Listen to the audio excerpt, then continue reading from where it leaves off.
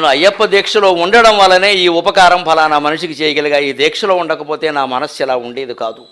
నేను అయ్యప్ప దీక్షలో ఉండడం వల్లే ఫలానా వారి మీద నాకున్న కోపాన్ని కక్షని పోగొట్టుకోగలిగా అని ప్రచారం చేయండి. లోకంలో సజ్జన ప్రవృత్తి సత్ప్రవృత్తి పెరుగుతుంది. అది దీక్ష యొక్క పరమార్థం. అది మనం దృష్టిలో పెట్టుకోవాలి. అందుకని అవి చేయడానికే ఈ కాలంలో స్వామి అలా పుడతాడు. ఈ పైగా ఇంకొక మాట అయ్యప్ప భక్తులు సహా అందరికీ నేను ప్రమాణపూర్వకంగా చెప్పదలుచుకున్నది, అయ్యప్ప అధునాతన దైవం కాదండి, చాలా ప్రాచీనమైన దైవం. చాలా ప్రాచీనమైన దైవం. ఈయన గురించినటువంటి ప్రసక్తులు ఏదో 100 ఏళ్ల క్రితం 200 ఏళ్ల క్రితం కాదండి, 1000 ఏళ్ల క్రితం కూడా ఉన్నాయి. మొత్తానికి హరిహరాత్మజుడు కదా ఈయన. హరిహరనాథుడు అనే దైవం ఎప్పుడు పుట్టారండి? మన సాహిత్యం ప్రకారం తిక్కన గారి కాలంలో పుట్టాడు.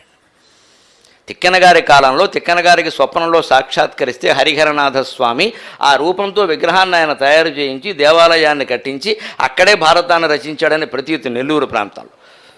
ఆయన ఎందుకు అలా చేయవలసి వచ్చిందంటే అప్పట్లో ఈ శైవ వైష్ణవ భేదాలు బాగా ఎక్కువగా ఉండేవాడు. శివుణ్ణి కీర్తిస్తూ ఎవరన్నా గ్రంథం రాస్తే వైష్ణవులు దాన్ని ఏదో దగలబెట్టేసేవాళ్ళు. అలాగే విష్ణుమూర్తి ప్రధానం, విష్ణుమూర్తి సర్వస్వం అని రాస్తే శైవులు తిరగబడి ఏదో చేసేవాళ్ళు. ఇక వీధిలో కొట్టుకోవడాలు, గృహ దహనాలు, శరీర దహనాలు చాలా జరిగాయండి, చాలా దారుణాలు జరిగాయి. దానివల్ల సాహిత్యవేత్తగా బాధపడుతున్న విషయం ఏంటంటే చాలా సాహిత్యం అందకుండా పోయిందండి. తాటాకుల్లో ఉండేవండి అప్పుడు గ్రంథాలన్నీ.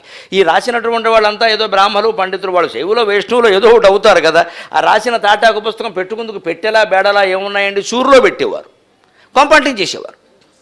అదిగో శివుణ్ణి కీర్తిస్తూ గ్రంథం రాయడం వేసాయి, వెంటనే వీళ్ళు వేసేవాళ్ళు. ఇలాగ ఆశ్చర్యకరంగా మనకి తమిళనాడు ప్రభావం చేత వీరవైష్ణవం, కర్ణాటక ప్రభావం చేత వీరశైవం వచ్చి సామరస్యానికి ప్రతీకైనటువంటి తెలుగు వాళ్ళ హృదయాలు కాల్చేసేయండి. నిజంగా సామరస్యానికి ప్రత్యేకనమ్మ. ఆ 12వ శతాబ్దంలో జరిగిన గొడవలు ఇన్ని కావండి. అప్పుడు ఆ వాతావరణం నుంచి బయటపెట్టడం కోసం తిక్కన గారు పుట్టి, నిజంగా తిక్కన గారే అవతార పురుషుడు. అసలు హరిహరనాథుడు మాట ఎలా ఉన్నా తిక్కన గారే ముందు అవతార పురుషుడు.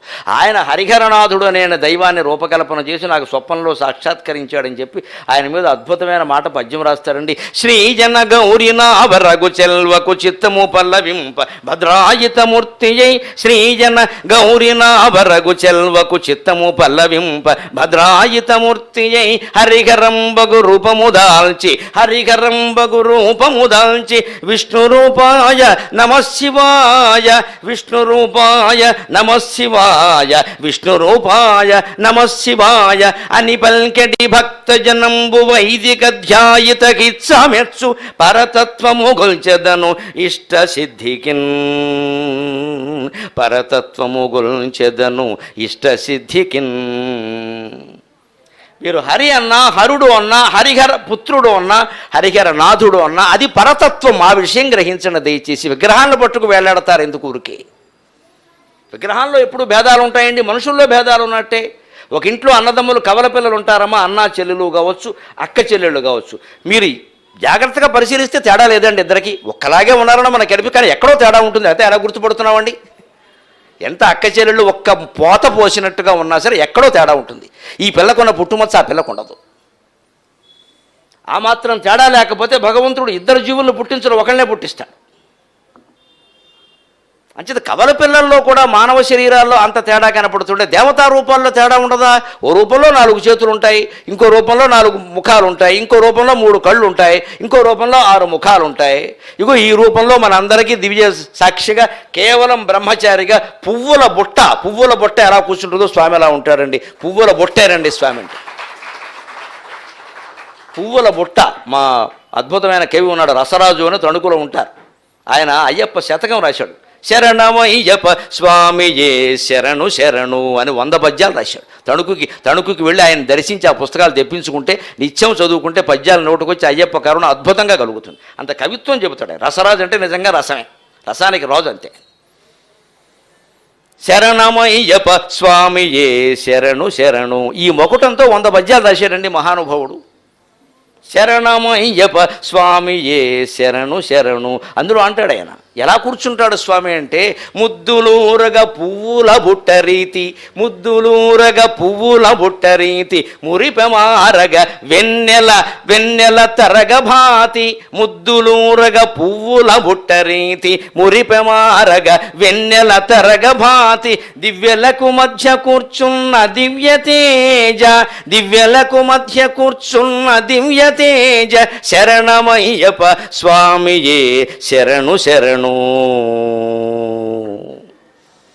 ఆ దర్శనం అయినప్పుడు మీరు చూడమ్మా, పువ్వుల బుట్ట బ్రహ్మాండంగా రకరకాల పువ్వులు బుట్ట నిండా పోసి, బుట్ట మీద కూడా ఇలా మొత్తం గోపురంలో పోసేసామనుకోండి, ఆ పూల బుట్ట ఎలా ఉంటుంది? అలా కూర్చుంటాడు స్వామి. ఎంత మనోహరమైన రూపం అసలు, ఆ అలంకారం ఎంత బాగుంటుంది, బయటికి రాబుద్ధి కాదే అసలు. దేవతా విగ్రహాల పట్ల మనకు ఉండాల్సిన భక్తి అది. అయ్యో వెళ్ళిపోవలసి వస్తుంది బయటికైనా బాధపడాలి. నిజంగా విగ్రహం మన ఆకర్షిస్తే, మనస్సును ఆకర్షిస్తే అంతే అది. అందుకే ముద్దులూరగ పువ్వుల బుట్ట రీతి, పూల బుట్టలా కూర్చున్నాడండి మా స్వామి అన్నాడు ఆయన. మురిపె మారగ వెన్నెల తరగ బాతి, వెన్నెల వెన్నెల మొత్తం ఒక తరగ, మేగడ తరగ అంటే అలా మారితే ఎలా ఉంటుందో అంత అలా ఉంటాడండి. ముద్దులూడుతూ స్వచ్ఛంగా ఆ జన్మ బ్రహ్మచారి. ప్రతి తల్లికి ముద్దొస్తాడమ్మా, ప్రతి తల్లికి ముద్దొస్తాడు. ఆ జన్మ బ్రహ్మచారి. అందుకని అలాంటి ఆకారం అది. మురిప మారగ వెన్నెల వెన్నెల తరగభాతి, దివ్యలకు మధ్య కూర్చున్న దివ్యలకు మధ్య కూర్చున్న దివ్య తేజ. దీపాల మధ్యలో కూర్చున్నావయ్యా నీ దివ్య తేజం. ఆయన దివ్య తేజం ముందు 18 మెట్ల మీద 36 దీపాలు కాదు 36,000 దీపాలు పెట్టినా అయ్యప్ప తేజస్సు ముందు అవి మామూలుగానే. భగవత్ తేజస్సు ముందు మామూలు దీపాల తేజస్సు ఏం మిగులుతుందండి? కానీ ఈ దీపకాంతి ద్వారా మనం ఇందాక గ్రహించుకున్న శ్లోకం ద్వారా మనం నేర్చుకోవాల్సింది ఏమిటంటే ఆ జ్ఞానదీపం అనేది గుండెల్లో పెట్టాలి. జ్ఞానదీపం అనేది గుండెల్లో పెట్టాలి. అందుకే తిక్కన గారు ఆ జ్ఞానదీపం పెట్టి అంటున్నాడని, శ్రీజన గౌరీనాభరగు చల్వకు చిత్తము పల్లవింప. విష్ణుమూర్తి భార్య శ్రీదేవి లక్ష్మీదేవి, శివుని భార్య గౌరీదేవి. విష్ణుమూర్తిగా లక్ష్మీదేవిని, పరమేశ్వరునిగా పార్వతీదేవిని ఇద్దరిని ఆనందింపజేస్తున్నావయ్యా హరిహరనాథస్వామి.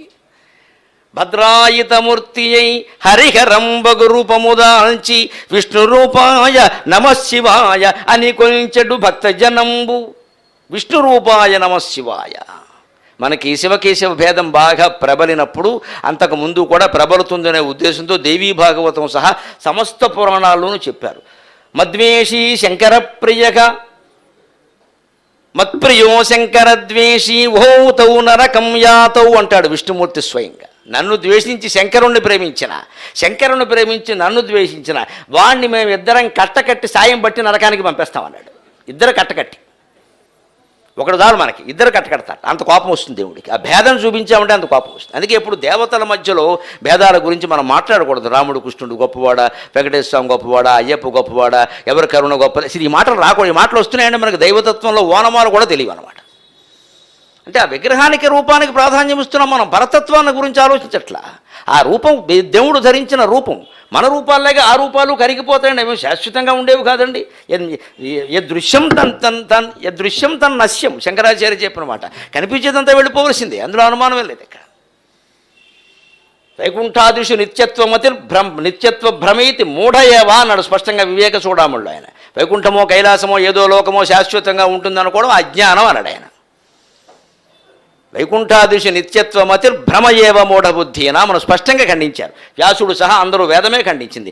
దృశ్యం తన్నశ్యం, రూపం ఉంది అంటే వెళ్ళిపోతుంది. అది మన రూపం ఉంది, మనం వెళ్ళిపోవా? 100 ఏళ్ళు బతకచ్చు కూడా, ఎవడో 120 ఏళ్ళు బతకమన్నాడో, 107 ఏళ్ల వాళ్ళ బామ్మ ఒక ఆవిడ ఓటేసింది. మరి మళ్ళీ ఎన్నికలకు వేస్తుందో వెయ్యదో ఎవరికి తెలుసు. 107 కాబట్టి 207 అయినా పోవాలా వద్దా? ఉంటారా అలాగా? అది పెద్ద విషయమా? ఏదో మనకంటే ఎక్కువ బతికింది కాబట్టి ఆవిడ ఫోటో వేశారు. మనం కష్టపడి వేసినా మన ఫోటో వేయలేదు. ఎందుకంటే మనకు 107 ఏళ్ళు లేవుగా, అంతే. ఏదో ప్రత్యేకత ఉండాలిగా, అంతే. ఆ 107 ఉండడమే ఆవిడ ప్రత్యేకత. ఆవిడ మంచిది చెడ్డదంటే ఎవరు చెప్తారండి? ఆ విషయం మనకు తెలుసా? మంచిది అనుకుందాం, ఆ కూడా మన అవసరం కదా. ఊరికే అది ఒక ప్రత్యేకత. అలాగే ఇంకొకరు ఎవరో ఇంత 1000 ఏళ్ళు బతికారు, 16,000 ఏళ్ళు బతికారు పురాణాల్లో, అది కూడా ప్రత్యేకత ఏమో. దాన్ని అంత గొప్పగా చెప్పక్కదా. చిరంజీవి అంటే ఒకటి అర్థం చేసుకుందాం దయచేసి. చిరంజీవి అంటే చిరకాలం జీవిస్తాడు తప్ప మృత్యువు లేని కూడా అని అర్థం కాదండి. భాష తెలియకుండా మాట్లాడద్దు. చిరంజీవతీతి చిరంజీవి.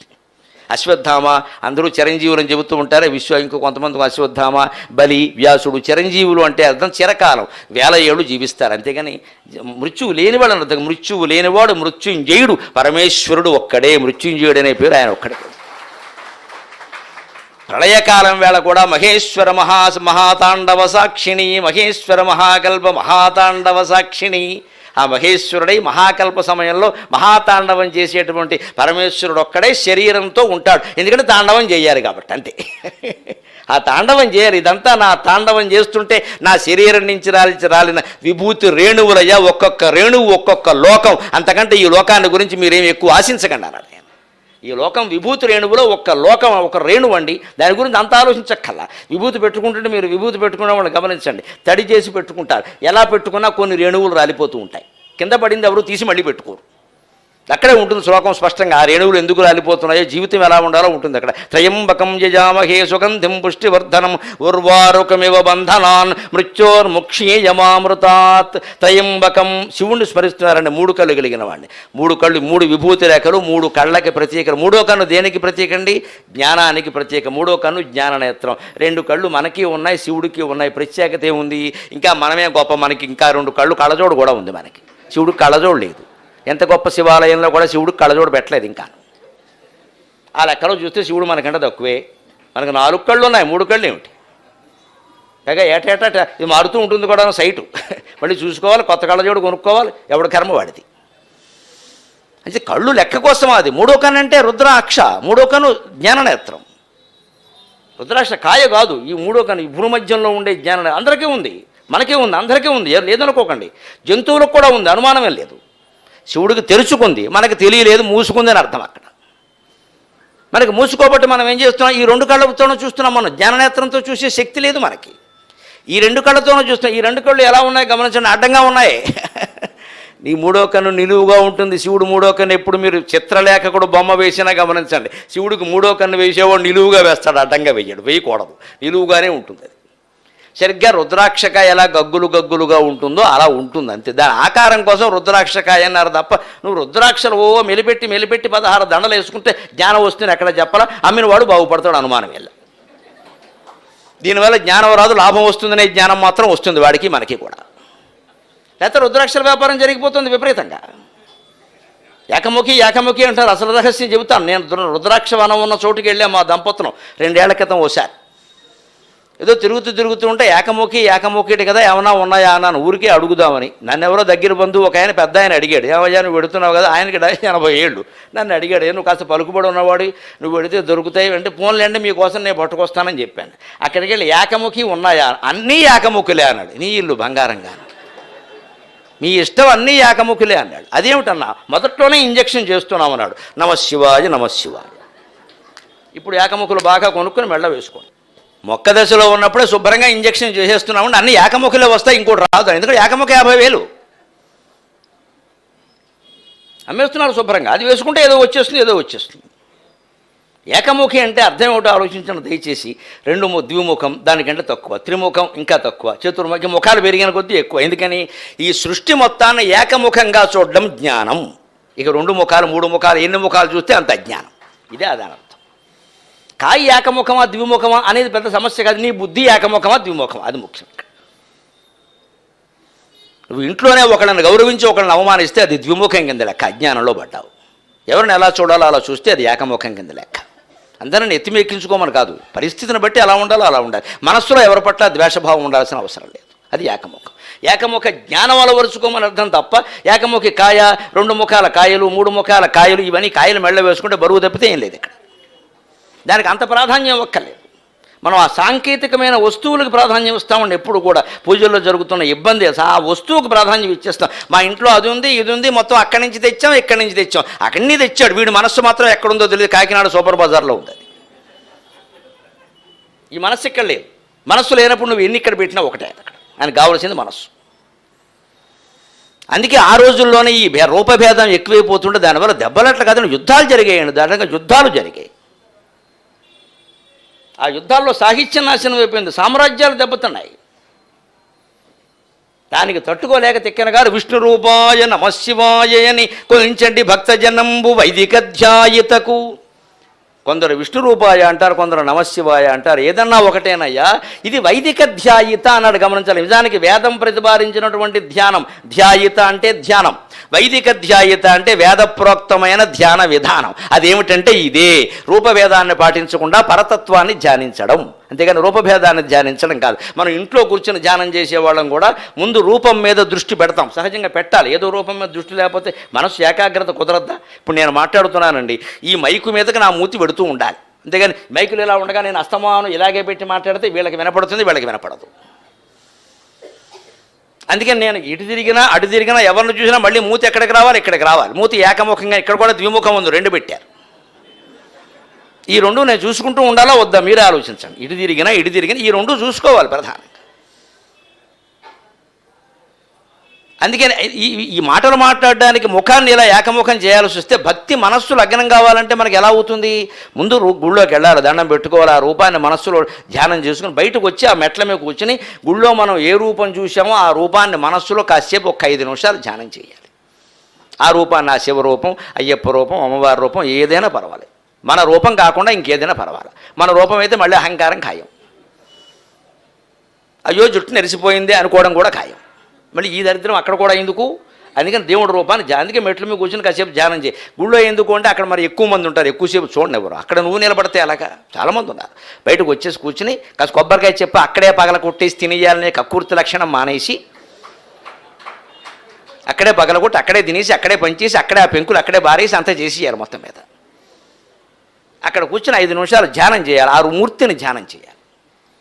తర్వాత ఎంత మనం రూపం మీద దృష్టి పెట్టినా రూపం ఉండదండి మనస్సులో. అందరికి అనుభవంలో ఉన్న విషయం ఇది, నాటకం ఆడద్దు, రూపం ఉండదు. నామం మీద దృష్టి పెట్టాలి. నమ శివాయ, నమో నారాయణాయ, శ్రీమాత్రే నమః, స్వామియే శరణమయ్యప్ప, ఆ నామం మీద దృష్టి పెట్టాలి. ఆ నామం కూడా పైకి ఘోష చేయడం కంటే మనస్సులో చేసేటువంటి ఘోష చాలా గొప్పదండి. ఎప్పుడు మనస్సే కావలసింది, మనస్సే కావాల్సింది. పైకి కాస్త మనం చేశామనే సంతృప్తి మనకు కలగడానికి ఏదో నలుగురు కలిసినప్పుడు చేసుకుంటాం సరదాగా, అది వేరే విషయం. కానీ అసలు చేయవలసింది మాత్రం మనస్సులోనే స్వామియే శరణమయ్యప్ప అనేది మనస్సులో ఆర్ద్రంగా కన్నీళ్లతో వస్తుంటే మీరు ప్రతిరోజు అయ్యప్పకి నెయ్యితో అభిషేకం చేసినట్టేనండి, ఆర్ద్రాభిషేకం చేసినట్టయితే మనస్సులో కన్నీళ్లతో స్వామి నాకు నువ్వు తప్ప ఇంకేం వద్దయ్యా అనే భావనతో గనక స్వామియే శరణమయ్యప్ప అని లోపల అనుకోగలిగితే ఎంత పుణ్యం అండి ఇది, ఎంత విశేషం అండి. కేరళలో ఇప్పటికీ వృద్ధులండి పెద్దవాళ్ళు ఏమొచ్చినా సరే గురువాయూరప్ప అంటారండి. వాళ్ళు గురువాయూరప్ప వాళ్ళ మాట అలవోకగా వచ్చేస్తుంది అన్నమాట. ఏ ఎలవేలిపోయినా వెంకటేశ్వర స్వామిని కొలిచేవాళ్ళు కన్న బాబు ఏందయ్యా ఇది వాడు గొడవ వాడిది. ఆ దేవుడి పేరు రాకుండా మనకి రాదండి. అలా ఏ ఎలవేలిపోతే ఆ ఎలవేలుపున అంటే ఆ పైకి అనేది మనస్సులో కూడా అందాం. ఆ మనస్సులో చేసే స్మరణ జపం చాలా గొప్పది. అందుకని ముందు మూర్తిని మనస్సులోకి తెచ్చుకొని అది ఎప్పుడో జారిపోతూ ఉంటే నామం మీద దృష్టి పెట్టి చివరికి ఆ నామంలో కూడా అర్థం అన్నీ అలా కొంతసేపటికి జారిపోతాయి. కానీ కేవలం ఆ ధ్వని అంటారు దాన్ని, శబ్దానికి మూలమైన ధ్వని, ఆ ధ్వని మీద దృష్టి పెట్టి అలాగే జపం చేస్తే మనస్సులో ఖచ్చితంగా ఏకాగ్రత కుదిరింది అంటే ధ్యానం కుదిరినట్టే లెక్క. దానికి అంత కంగారు పడాల్సిన పని లేదు, భయపడాల్సిన పని. దీనికి ఎప్పుడు మరోలా అనుకోవద్దు దయచేసి. ఇది 10 మందిలో కూర్చుంటే ఎప్పుడు పరధ్యానం అవుతుంది కానీ ధ్యానం కాదు. ధ్యానం ఎప్పుడు ఏకాంతంగా ఉండాలి, మౌనంగా ఉండాలి. ఏకాంతం, మౌనం ధ్యానానికి మనిషి ఎంత సమయం కేటాయించగలిగితే అంత శక్తిమంతుడు అవుతాడు. ఇప్పుడు నేను నా నిర్ణయం ఎందుకు ప్రకటించానో మీరు కొంచెం దయచేసి అర్థం చేసుకోండి. దీని వెనకాల ఏమి కోపతాపాలు అటువంటివి ఏం లేవమ్మా. రజోగుణాలన్నీ ఇప్పుడో వెళ్ళిపోయినాయి భగవంతుడి దేవల్ల.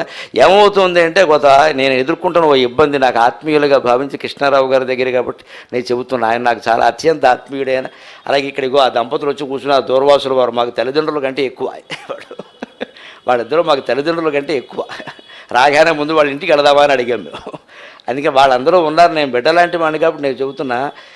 రమణ మహర్షి గ్రంథాలు చదివి, కృష్ణమూర్తి గారి పుస్తకాలు చదివి ఏకాంతంలోకి, మౌనంలోకి, ధ్యానంలోకి బుద్ధి వెళ్ళిపోతూ ఉంటే బయట ప్రయాణాలు చేసి ఎక్కడో ఏదో మాట్లాడడం, రకరకాల జనసాంగత్యం ఇవన్నీ మనస్సును చాలా చికాకు పడుతున్నాయండి. నేను ఎదుర్కొంటున్న పరిస్థితి చెబుతున్నా, ఇందులో బడా ఏం లేదు. మనసు ఎప్పుడూ ఏకాంతం కోరుకుంటుంది అంతే. ఎవరైనా ఇంటికి వెళ్ళి ఇవాళ కూడా వారి ఇంట్లో నేను ఏం చేశారో అడగండి. ఆవిడ ఏదో వచ్చింది కాబట్టి ఆవిడ బయటికి బజార్కి వెళ్ళి వచ్చింది, ఆవిడ పరిస్థితి ఆవిడ సరదాలు ఆవిడకుంటే నేను ఎప్పుడూ కాదని అన్నాను. నన్ను హాయిగా ఇంట్లో వదిలేయని చెప్పేసాను అంతే, మొహమాట లేకుండా. నేను ఆ రూమ్లో గదిలో కూర్చున్నా, నా పని ఏదో నా పుస్తకం చదువుకోవడం, నా జపమో నా ధ్యానమో నేను చేసుకున్నాను. అక్కడ నాకు మనస్సు లగ్నమైనట్టుగా బయట ఏ వ్యవహారం మీద లగ్నం కావట్లేదు. చెబుతున్నామంటే చెబుతున్నాం అంతే. ఆ లోపల తపన జ్వాల ఎలా ఉంది అంటే లోపలికి అని ఒక పీడించేస్తుందని పట్టుకుని, అది అనుభవించిన వాళ్ళకి తెలుస్తుందమ్మా, నేను ఎవరికి వివరించలేను దాన్ని. అప్పుడు కనీసం ఏం చేయాలంటే మనిషి లోకం కోసం మనం చేయాల్సింది తగ్గించుకోవాలి కనీసం. ఇంకా ఇలాగే ఇప్పుడు మాకున్న గౌరవానికి మాకు డబ్బు పెరుగుతోందండి, కీర్తి పెరుగుతోందండి. ఒకనాటికి ఈ డబ్బు వలయంలో, కీర్తి వలయంలో చిక్కుకుపోగా ఈ జీవి వెళ్ళిపోతే నా గతి ఏమిటమ్మా ఆలోచించండి. నా గతి ఏమిటి? నేను ఏదో చేసేసానని మీరు అనుకుంటున్నాను, నేను చాలా బాగుండమ్మా, నేనేం చేయాల. మీకు చెప్పాను కానీ నేనేం పెద్ద సాధనలు నేను చేయలేదు, మీకు చెబుతున్నా అంతే. చెప్పడం వల్ల ఏదో అయిపోతుంది అనుకుంటే అలాగా, చెప్పడం వల్ల ఏమీ జరగదు, వినడం వల్ల ఏమీ జరగదు, మీరు చేస్తేనే ఏదన్నా జరుగుతుంది. అంచేది ఏం నిత్యం సన్నిహితో మృత్యు శంకరాచార్య మాటే. నాతి దూరేన్ రుణాం మృత్యు. ఆయన వేదాంత రెండిమ స్తోత్రంలో చెబుతారు, చింత్యం బ్రహ్మపరం నాణ్యతు. ఒక్క పరమాత్మనే చింతించి ఇంక వేరే ఆలోచన వద్దు. సుప్తే రుత్థాయ సుప్త్యంతే బ్రహ్మైక్యం చింత్యతాం పరం నాతి దూరేన్ రుణాం మృత్యు ఇది వేదాంత డిండిమగ. సుప్తే రుత్థాయ, మంచం మించి లేచింది మొదలు, సుప్త్యంతం మళ్ళీ పడుకునే వరకు.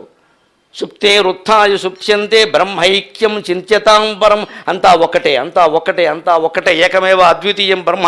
నేను చూస్తున్నది పరమాత్మను తప్ప లోకాన్ని కాదు. ఈ భావన పెంచుకోవయ్యా మేధావి. ఎంతకాలం వాగుతావు, ఎన్ని పుస్తకాలు రాస్తావు, ఎన్ని చోట్ల తిరుగుతావు అని హెచ్చరించాడు ఆయన. ఎందుకు? నాతి దూరేన్ రుణాం మృత్యు, మృత్యువేం దూరంలో లేదయ్యా అన్నాడు. ఇది వేదాంత డిండిమక. వేదాంతం అనే భేరీ మోగుతోంది. ఇంకా నువ్వు గ్రహించకపోతే ఎలాగంటే, ఆ వేదాంత డిండిమం మీద ఇప్పటికి 10-15 సార్లు మాట్లాడిన వాడిని నా మనస్సు మౌనంలోకి, ధ్యానంలోకి వెళ్ళకపోతే నా బతుక్కు అర్థం ఏమిటి? ఎవరైనా అంతే, మీరైనా అంతే, ఆ మార్గంలో వెళ్ళవలసింది. ఆ మార్గం మీద అందరం ఆనందంగా ఉంటామండి, అందరం ఆనందంగా ఉంటాం. మీ ఇంట్లో మీరు ఆనందంగా ఉంటారు, నా ఇంట్లో నేను ఆనందంగా ఉంటాను. కానీ మనస్సులో మీరైనా నేనైనా గ్రహించవలసింది ఏమిటంటే, పరతత్వము కొల్చేత నిష్ట సిద్ధికిన్. మనం ఏకాంతంగా ఇంట్లో ఉండి ఎక్కడో మంచం పక్కనైనా పర్వాలేదమ్మా, నేల మీద అయినా పర్వాలేదు, మన ఇంట్లో మనమే ఎక్కడ ప్రశాంతంగా ఉండగలమో అక్కడ కూర్చుందాం. ఒక అరగంట, ఎక్కువ కల్లా. ముందు నమశివాయ, నమో నారాయణ, స్వామి ఏ శరణమయ్యప్ప, ఏదో ఒక ధ్యానం, ఒక నామం మీద దృష్టి పెడదాం. మనస్సు లొంగకపోయినా సరే వెనక్కి లాక్కొద్దాం, ఏం పర్వాలేదు. మళ్ళీ పెడితే మళ్ళీ వస్తుంది, ఏం పర్వాలేదు. అలా ప్రయత్నం చేస్తే మీరు 6 నెలలు వరుసగా అరగంట సేపు మానకుండా చేసి చూడండి. నిష్ట కుదిరి తీరుతుందమ్మా, సందేహం లేదు, అందులో కుదిరి తీరుతుంది. దాన్నే భగవంతుడు భగవద్గీతలో చెప్పాడు, అసంశయం మహాబాహో మనో దుర్నిగ్రహం చలం అభ్యాసేన చ కౌంతేయ వైరాగ్యేణ చ గృహ్యతే. అర్జున, మనస్సును నిగ్రహించడం చాలా కష్టమయ్యా, నేనేం తేలిక నేను చెప్పడం లేదు. మనో దుర్నిగ్రహం చలం, చాలా కష్టం, అది ఎప్పుడు చెలుస్తుంది. కానీ అభ్యాసేన చ, అభ్యాసం చేస్తే సాధ్యం అవుతుంది. అంతేకాదు వైరాగ్యేణ చ, నువ్వు ఈ మనస్సు దేని మీద గెడుతోందో కాసేపు దాని మీదకే వెళ్ళ నుంచి అదేమిటో ఆలోచించాలండి. దాని భోగమా, రోగమా, ద్వేషమా, కోపమా. అయితే నిజమే, మనస్సు ఎవరి మీద కోపం వచ్చిందండి, మనం ఆ కోపంలో మనసు వెళ్ళిపోతుంది కదండి, వాడిని ఏదో తిడుతూ ఉంటుంది కదండి, వాడి తిట్లు కూడా మనమే తిట్టేస్తాం కదండి. 2 పాత్రలు మనమే. అంతే కదా, మన మనసులోకి వాడు ఎవడో వచ్చాడు, మన శత్రువు, వాడి తిట్లు మనమే తిట్టేస్తాం, మన తిట్లు మనమే తిట్టేస్తాం. ఈ దండకం అంతా అయిపోయాక ఓసారి వెనక్కి వచ్చి కాగితం తీసుకుని మొహమాట పడకుండా తలుపేసేసి, మళ్ళీ ఎవరో చూడకూడదు, ఆక్షేపిస్తారు, తలుపేసేసి కూర్చుని వాడి పేరు మీద మనం తిట్టినవి, మన పేరు మీద మనం తిట్టినవి కాగితం మీద రాసేస్తే, ఇంత దుర్మార్గుండా నేను, ఇంత కోపం ఉందా నాకు, నా భాష ఇదే, ఇంత అసఖ్యమా నా బ్రతుకని అనిపించదండి. ఇది వైరాగ్యం అంటే. ఏమన్నా పోనీ ఈ మనస్సులో వాడిని ఎవరినో తిట్టుకోవడం వల్ల, వాడు మన తిట్టే తిట్లు కూడా మనమే తిట్టుకోవడం వల్ల, రెండూ కలిపి కొట్టుకోవడం వల్ల, ఈ పావుగంట కాలక్షేపంలో మనకు కలిసి వచ్చింది ఏమైనా ఉందా? వాడి ఇంట్లో వాడు హాయిగా సోఫాలో కూర్చున్నాడు, మన మనస్సు ఇక్కడ కుళ్ళిపోయింది. వెంటనే కోపం పోతుంది, వైరాగ్యం వస్తుంది. అది వైరాగ్యం అంటే అర్థం. మన మనసు పాడు చేసుకున్నాం అనవసరంగా, పావుగంట అరగంట వాడు బాగానే ఉన్నాడు. ఈ నిజంగా అంత కోపం ఉంటే బజార్లో కనిపించినప్పుడు జుట్టట్టుకో, గొడవలేదు, ఆ దమ్ము లేదు మన ఎవరికి. అబ్బే మళ్ళీ అక్కడికి వచ్చేసరికి ఎందుకో అనవసరపు గొడవ, లోపలికి వెళ్ళిపోవడం. ఇక్కడికి అనవసరపు గొడవను మనం వదిలేసినప్పుడు మనస్సులో ఎందుకు వదిలేయబోతున్నామండి? వైరాగ్యం అంటే మనస్సులో కూడా వదిలేయడం. పౌరుషం అంటే భౌతికంగానే తేల్చుకోవడం. నీకు పౌరుషం అంటే భౌతికంగానే తేల్చుకో. ఆ తేల్చుకునే ఇది లేనప్పుడు ఇంకొక మార్గం ఉంది. ఇప్పుడు మనకి బలం లేకపోవచ్చు, బలగం లేకపోవచ్చు, మనం సరిపోకపోవచ్చు, వాడు ధనవంతుడు కావచ్చు, వాడు పెద్ద రౌడీ కావచ్చు, మన వల్ల కాకపోవచ్చు. అప్పుడు ఒక మార్గం ఏమిటంటే, భగవంతుడా నీకు అప్పగిస్తున్నాను ఈ ద్వేషాన్ని, నాకు జరిగిన అన్యాయాన్ని నీకు అప్పగిస్తున్నాను, వాడిని ఏం చేస్తావో నువ్వు చూసుకో, కానీ ఇంకా నేను మాత్రం ఈ విషయం ఆలోచించను అని ఒక్కసారి పరమేశ్వరార్పణం అని దాన్ని మనస్సులోంచి వదిలేయాలి. మనస్సులోంచి వదిలేయాలి. మళ్ళీ ఇంకా దాని గురించి ఎవరన్నా ఏమైనా వాడు ఇలా చేశాడు అలా నేను ఆ విషయం వదిలేశానండి, మీరు కూడా వదిలేయండి అంతే. మనలో చాలామంది ఎలా ఉంటామంటే వదిలేయలేము, అలాగని పట్టుకోలేము. వాడి దగ్గరికి వెళ్ళినా వాడు కనిపిస్తే పైగా హాయిగా మాట్లాడేస్తూ ఉంటాం వాళ్ళు. ఎందుకంటే బాగుండదంటే అంత కోపం, కనీసం అసంతృప్తిగానే మాట్లాడు, అసంతృప్తిగా మాట్లాడిపోని, ఏదో వ్యక్తం కావాలి కదా. అందువల్ల మన మనస్సులో ద్వంద్వభావాలు ఉంటూ ఉంటాయి. అవి అనేక రకాల రోగాలకు కారణాలు అవుతాయి. లోపల ఉన్నది ఒకటి, బయటికి చెబుతున్నది ఒకటి. ఆ నిష్కలుషత్వాన్ని మనం పొందగలగాలి అంటే కోపాన్ని కోపంగా వ్యక్తం చేయలేదు, పరమ వైరాగ్యంతో వదిలేయి. అంచేది అభ్యాసేనచ వైరాగ్యేనచ కౌంతేయ గృహ్యతే. అభ్యాసం, వైరాగ్యం. అలాగే ఒక భోగం ఏదో అనుభవించాలని అనిపించింది, నిజమే ఆ భోగం ఎంతసేపు, ఎన్ని నిమిషాలు, దాని ప్రయోజనం ఏమిటి, దానికోసం ఎంత ఖర్చు పెట్టాలి. సుఖమల్పం బహుక్లేశ విషయగ్రాహిణాం రణాం అనంతం బ్రహ్మనిష్టానాం ఇది వేదాంత డిండిమక. అద్భుతంగా చెబుతారు శంకరాచార్య. నువ్వు ఏ సుఖం పొందాలనుకున్నా సరే, దేవేంద్రలోకానికి వెళ్ళి అప్సరలతో భోగాలను అనుభవించాలనుకున్నా సరే, చింతామణి పీఠం మీద కూర్చుందాం అనుకున్నా సరే, దేశ ప్రధానమంత్రి కాదు మొత్తం భూమండలానికే నువ్వు ప్రధానమంత్రి కావాలి అనుకున్నా సరే, ఆ సుఖం అల్పం అన్నారు. ఎందుకంటే ముఖ్యమంత్రులు కానీ, ప్రధానమంత్రులు కానీ, అమెరికా అధ్యక్షులు కానీ ఎవరు మనశ్శాంతిగా లేరు, మనకు తెలుసు. మనం ఎందుకు నిశ్చింతగా ఇక్కడ అయ్యప్ప గురించి మాట్లాడుకుంటున్నాం? మనం ముఖ్యమంత్రులం కాదు కాబట్టి. ఇప్పుడు వాళ్ళకంటే మనమే అదృష్టవంతులు. ఎందుకంటే ఈ సర్వే ఒకలా, ఆ సర్వే ఒకలా, సర్వే జన సుఖినోభవంతో అన్నట్టుగా ఉంది వ్యవహారం.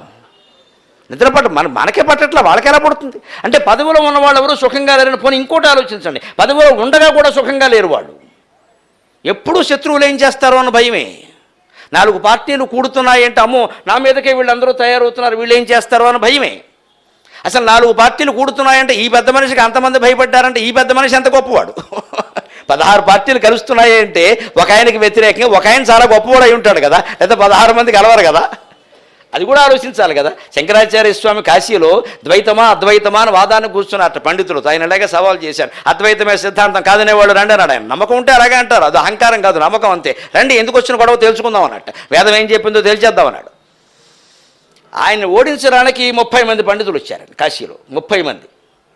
ఆయన ఒక్కడే ఉన్నాడు, బ్రహ్మచారి, వయసు ఇంకా 30 ఏళ్ళు కూడా లేదు ఆయనకి, 28 ఏళ్ళు ఎంతో. కూర్చున్నాడు, ఆచమనం చేసి కేశవాయ స్వాగ కానీ అన్నాడు ఆయన. వెంటనే వాళ్ళు ఒక ఆయన అన్నట్టే, మేము ఇంతమంది ఉన్నాం, మమ్మల్ని గెలవగలవనే నువ్వు అనుకుంటున్నావా అన్నట్టే. వెంటనే ఆయన అన్నట్ట, ఒక్కడిని జయించడానికి ఇంతమంది వచ్చారు అంటే నేను జయిస్తానన్న నమ్మకం నాకుంది, మీరు కానివ్వండి అన్నాడు. ఒక్కడిని జయించడానికి ఇంతమంది వచ్చారు అంటే నేనేమిటో నాకు అర్థమైపోతుంది, ఖచ్చితంగా జయిష్యామి అయం వాదం ఆరభే అన్నాడు ఆయన. నేను జయించినట్టే, ఇంక మీరు ఓటమిని అంగీకరించారు మీరు. లేదా ఒక్క బక్క బ్రాహ్మణుడు జయించడానికి ఇంతమంది దేనికండి? మీ వయస్సుల ముందు నేనంతా, మీ పాండిత్యం ముందు నేనంతా. సత్యానికి మీరు భయపడుతున్నారు, నా వాదన సత్యం, సత్యానికి మీరు భయపడుతున్నారు, శంకరాచార్యకి భయపడలేదు.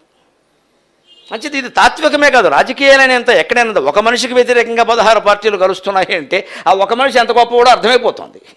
అంటే దేనికి భయపడక్కల మనం నిజంగా ఏ శత్రుత్వాలు. ఆ ఒక మనిషి నిద్రపోవడం లేదు, ఈ 16 నిద్రపోవడం లేదు, ఎవ్వరూ రాజకీయాల్లో ఉన్నవాళ్ళు నిద్రపోవడం లేదు, కోట్లు సంపాదించిన వాళ్ళు నిద్రపోవడం లేదు, బ్యాంకుల అప్పులు 1000 కోట్లు ఎగ్గొట్టిన వాళ్ళు ఎగ్గొట్టారు కానీ నిద్రపోవడం లేదండి. వాళ్ళ భార్యలకు తెలుసు ఆ విషయం, వాళ్ళనే నిద్రపోనివ్వట్లేదు. వీళ్ళు సుఖంగా లేరండి, శాంతంగా లేరండి.